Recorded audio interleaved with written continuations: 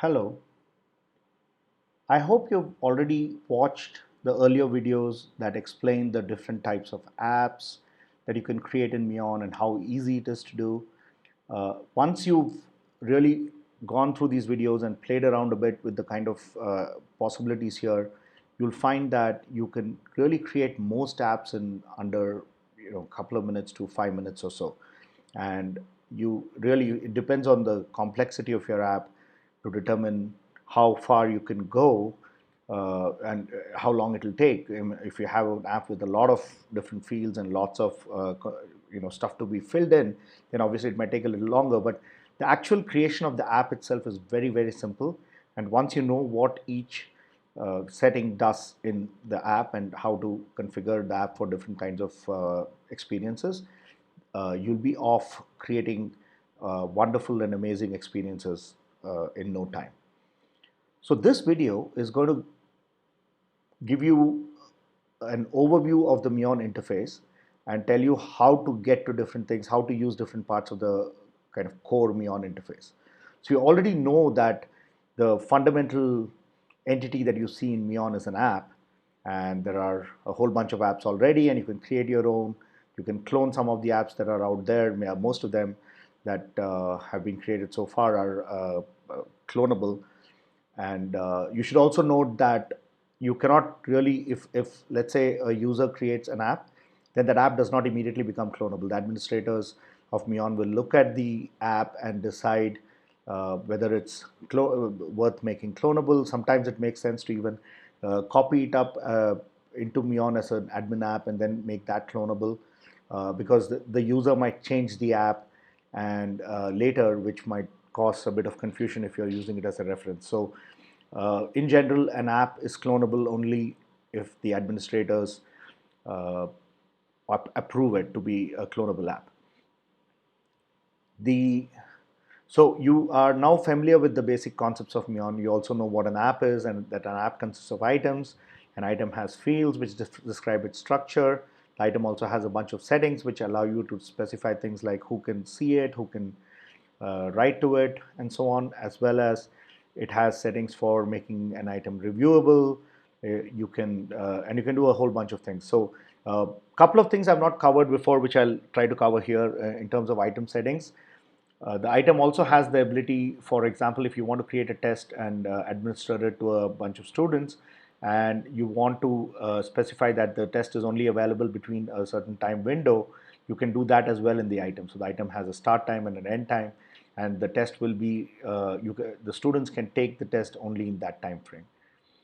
The other thing we haven't talked about much is that there's the notion of a group, which we'll come to in a moment, which allows you to create groups of people so you can say that that group can do certain things within your app. So this is not like a group which you directly send messages to or anything like that. There's no such capability in Meon right now, because we don't want people to arbitrarily start talking to other users within Meon, and some people might not find that very comfortable. So what we have though is the ability to create groups and say these people are authorized to do these things within my app. So they can, I can create a group. So for example, if you have a bug tracker tool, which one of the apps on Meon called Issues is a bug tracker. So you can go to the Issues app and say only the team members can create and read and stuff the issues inside of that app. So you can set it up that way if you want to create an issue tracker for yourself and for your company or for the product that you're managing. And in those scenarios, you can specify that you can create a group and reference that group from within your settings, your item settings, and you can add members to that group. That way, those people are now privileged within your app. All right, so that's a little bit about groups. So now we look at the experience of navigating Meon. So this is the home page that you see once you sign in and sign up. Sign up and sign in, or if you've been invited, then you just sign in. And you can now see that there are buttons up here which allow you to, the logo here and the home both take you to the home page, which is this page you see here. There's an actions menu which gives you access to many of the core actions within Meon. So let's look at it briefly. You can go and look at a list of all the apps. We'll see that in a second. So here's what it looks like when you see all the apps, and you'll see that there are 98 apps that are visible to me at this point as RC Anand, and the number would vary depending on the user, admin, or so several factors. But basically, this is the list of apps that I have, and there, if you just go and click on apps, you're going to see them ordered alphabetically. You can always click on the sort button here and change the order. You can sort them alphabetically, reverse alphabetical, based on their popularity, the most recent ones first and the oldest ones first. So you can change the sort order at any time. The other interesting thing is that apps are classified into categories. So there are two terms you'll see which sound fairly similar. One is the categories and one is the topics. Categories are applicable to apps, and basically these are all the categories of apps that you see here. And topics apply to pieces of content, so to your posts or anything else, so you can tag them with topics. Categories are something which only the administrator sets on apps. So until an app is completed and worth kind of worth putting into a category and clearly belonging to a category, we don't want apps to get miscategorized. So only the administrators of Meon will look at the categories and decide which categories an app should come into.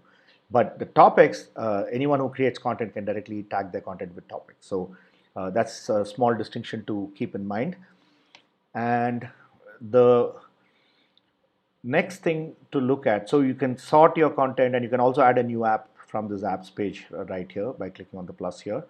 You can go click on any of these categories and you'll see the apps for those categories. So for example, if I click on developers, I can see these developer apps, which is like code challenges, code review, code snippets, code walkthrough, game design development, programming Q&A. So there's a lot of different apps for different categories. You can kind of explore them by clicking over here. The next thing in the actions menu is, so let's go back to the home page. The next thing is you can also look at the different topics that are out there, and you can kind of look at what content is under each topic. You can see, you can create a new app, you can create a new group for yourself. You can request a new app. You can request, which means that you want an app and you want us to create it for you. Just give it a description. You can just click on this and then enter a form, fill out a form which describes your app, and we'll try and get to it and create it as time permits. Usually it should be pretty quick, but we just depending on the complexity of the app and the time it takes us to create it, we'll have it to you as soon as we can. And then we'll and in some cases we might not be able to, so we'll let you know as well. And then you can also say, hey, I've created this app, I want this app to be clonable by anybody inside of Meon.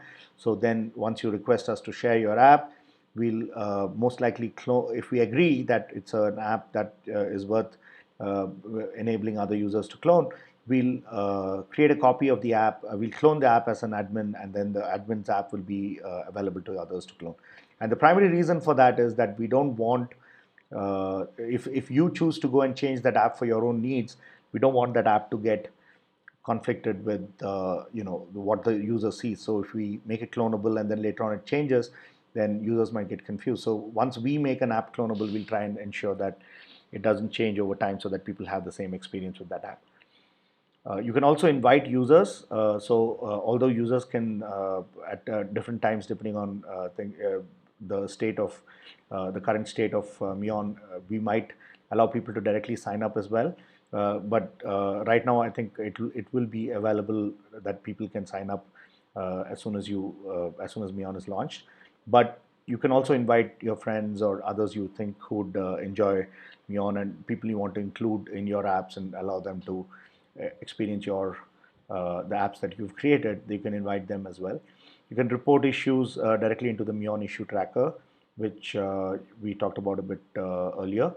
And you can also report misuse, saying you don't find, you were concerned about some content or some user and what they're doing. So you can provide links to all that and tell us what you didn't like. And you can submit general feedback. So these are the things that you can. We definitely appreciate any feedback that you can send us. We will look at every piece of feedback that comes in, and it's invaluable for us to make Meon as good as we can for our users. So these are the different options you have in the actions menu. And then we have the search, which you can search everything by keywords, or you can also filter your search by saying only content, only the schema. Schema is basically your structural elements like the app, item, and field. Content will just look at the actual content and decide, find you results based on that. You can also look at topics only, categories only, apps, items, fields, users, and your own groups.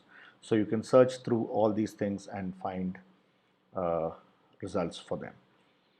The next element is the notifications button here, and this is when you start following content, following apps, following users, topics, categories, or if you create an app and other users contribute content to it, you will get notifications here. This ball here will light up and will show you a number saying how many notifications you have, and you can click on it and you can see those notifications, and you can always click on it and see all your notifications as well. So that's that. And then help is a quick shortcut to all the help apps that are out here. So you have FAQs, documentation, the video tutorials, including this one. So all those are available from the help page. And this is sort of the currently signed in users page. So if you go to the currently signed in users page, I've just clicked on it, and you'll see, you can see you can edit your account, you can change your password and your things like that. You can also look at all your content. And if you're looking at another user's page, basically it refers to them. So this user's content, and only the same user can edit their own account, of course. But this button will appear only if you're looking at your own page. But others can also see the rest of it here. So you can see the user's content that they've created. You can see and you can click on this more authored content and go to a page which has all the authored content by that user. Similarly, you can see the apps created by that user. You can see the groups that the user belongs to. You can always choose to leave the group if you don't want to belong to it anymore, and so on. All right. So this is, and there'll be other stuff as well. If someone follows you, you'll see who all are following you. If you follow some people, then it'll show you who all you are following, and so on. And here's where you can log out or log in if you're already logged out. And that's really it for the menu bar. The next major element to look at is so before we so the home page. So if you go back and click home and come to the home page, the home page has this little guide here. This it has just at this point it has just 2 slides, and it tells you the kind of overview of what Meon is. And if you click on the next slide, you'll see a list of all the videos that are there. Right now, some of the videos are still being formed, so that page is not complete, but you will see a list of all the videos on the next page. So click on this one, and then you can go to the list of tutorial videos.